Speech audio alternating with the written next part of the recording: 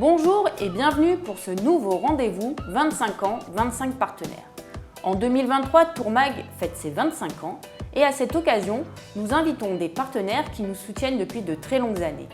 Aujourd'hui, nous sommes heureux d'accueillir Raphaël Taureau, président du groupe Penguin World.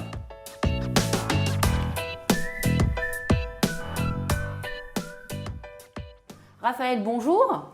Bonjour Céline. Bienvenue sur notre plateau. Donc, Tourmag fête ses 25 ans et Speed Media ses 20 ans. Qu'est-ce que vous retenez, vous, de ces 20 dernières années pour votre entreprise ? Pour mon entreprise, une grosse progression puisque j'ai démarré Speed Media il y a 20 ans seul, comme je pense Jean a démarré Tourmag 5 ans avant. Et du coup, une belle aventure entrepreneuriale qui continue. Aujourd'hui, vous êtes le groupe, c'est combien de personnes ? Alors aujourd'hui, le groupe, c'est 90 personnes sur 3 sociétés. Donc Speed Media, un éditeur de solutions techno pour le monde des agences de voyage et tour opérateurs. Rezaneo, plateforme de distribution de billets de train et de billets d'avion. Et plus récemment, l'acquisition de Quartier Libre, un tour opérateur spécialisé dans l'organisation de circuits en Europe.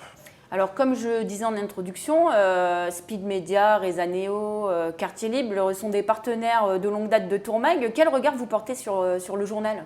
C'est une bonne source d'information. Ça fait, je pense, nous, une bonne dizaine d'années maintenant qu'on collabore ensemble.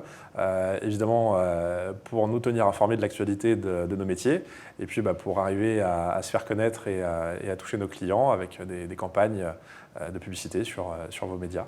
Les offres Speed Media n'ont pas évolué en 20 ans en termes de prix.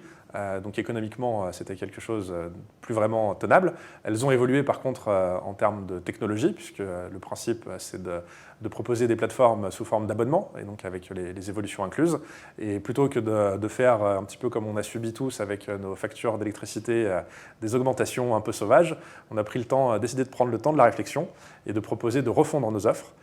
Donc elles arriveront sur le marché en septembre de cette année pour une commercialisation à partir de début 2024 et une refonte complète de l'ensemble des systèmes de réservation qu'on propose à nos clients. Donc à la fois nouvelles offres de prix et commerciales, mais aussi une nouvelle plateforme technologique pour l'occasion. Qu'est-ce que vous pouvez nous citer quelques offres justement qui vont être mises sur le marché ? On a des choses qu'on annoncera à Top Reza qui vont nous permettre d'adresser encore plus de tour opérateurs. On a ce qu'on appelle chez Speed Media l'Open Package, qui est la possibilité d'agréger le transport aérien ou ferroviaire avec l'offre terrestre de manière dynamique qui arrive à maturité, qu'on utilise notamment chez Quartier Libre, mais également d'autres tour opérateurs du marché. Et puis un environnement de réservation tout neuf entièrement dépoussiéré. Entièrement dépoussiéré, plus que dépoussiéré, puisque complètement réécrit pour le coup. Ok, et justement, vous parliez de Quartier Libre. Le rachat de ce Théo vous permet aussi de tester, j'imagine, ces briques techno que vous développez à travers Speed Media. Et au-delà de ça, y a-t-il des nouveautés phares du côté du tour opérateur ? Exactement, ça nous permet d'avoir un tour opérateur dans le groupe, de tester les technologies et de ne pas solliciter nos clients pour essuyer les plâtres. On le fait quasiment en interne. Les nouveautés pour Quartier Libre, c'est qu'on a fait quasiment toute la saison 2023 avec cette technologie d'Open Package et la possibilité pour les clients de Quartier Libre, que ce soit les agences de voyage ou les clients des agences, de choisir leur vol de manière dynamique et en temps réel au moment de la réservation. Ce sera disponible sur quasiment 100% de l'offre pour 2024. Et puis des développements de destination également, puisqu'on a relancé une destination historique de Quartier Libre qui était la Laponie. On va nous en Suède, donc en Laponie suédoise, une station qui s'appelle Luleå et sur laquelle on a eu une série de 15 départs, je crois, entre l'hiver 2022 et 2023 et une opération qu'on s'apprête à doubler pour l'hiver prochain. Les destinations phares de Quartier Libre sont l'Europe du Nord, l'Écosse, l'Islande, l'Irlande et la Scandinavie, oui. Il me semble. Ce sont des destinations refuges. Est-ce que ce sont des destinations qui tirent particulièrement leur épingle du jeu dans le contexte actuel ? Alors, c'est des destinations refuges parce qu'elles sont sécuritaires et on a cette année même un petit supplément d'intérêt avec le fait que ce sont des destinations qui sont vues comme étant un peu moins chaudes que d'autres du bassin méditerranéen notamment, et avec les effets un petit peu de canicule, finalement aller visiter la Norvège ou l'Islande, on ne va pas prendre le frais, l'été là-bas existe et il fait des températures qui sont agréables mais qui ne sont pas caniculaires. La troisième marque du groupe, donc, c'est Rezaneo. Après, j'imagine un départ en trombe en début d'année, peut-être un creux en mai-juin. Et là, comment ça se déroule? Alors, on a vécu un petit peu la même reprise que la profession. On a l'impression qu'on a rappuyé sur le bouton réservé en début d'année avec un premier trimestre assez exceptionnel. En termes de volume de réservation, ça s'est un petit peu calmé de mi-avril à fin juin.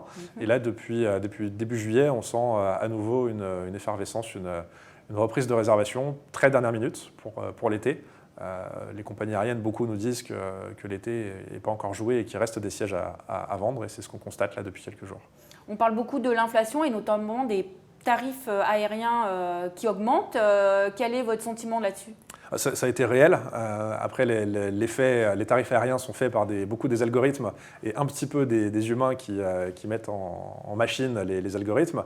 Et le fait d'avoir eu énormément de réservations en début d'année a fait énormément augmenter les prix. Le principe de l'offre et de la demande.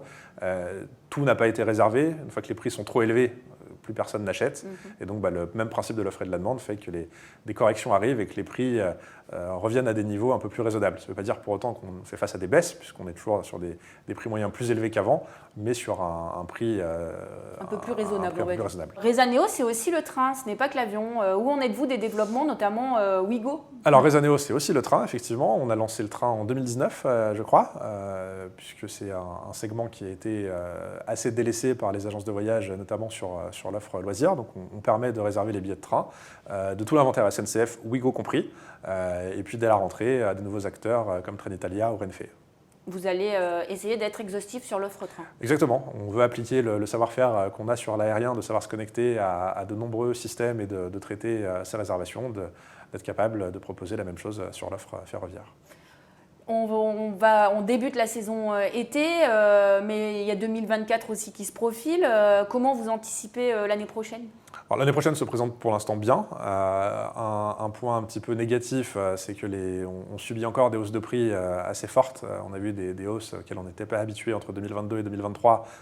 On nous annonce à peu près les mêmes entre 2023 et 2024.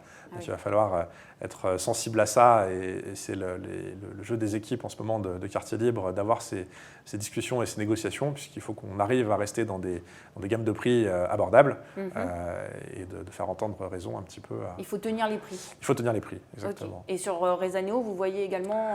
Sur Rezaneo, on est pour le coup tributaire du prix des compagnies aériennes et on a vu effectivement une hausse de l'ordre de 30% sur le prix moyen entre ce qu'on vend en 2023 versus 2019, si on veut une année de référence un petit peu comparable. Merci beaucoup Raphaël. Merci pour l'invitation. Merci et je vous dis à bientôt pour un nouveau rendez-vous, 25 ans, 25 partenaires.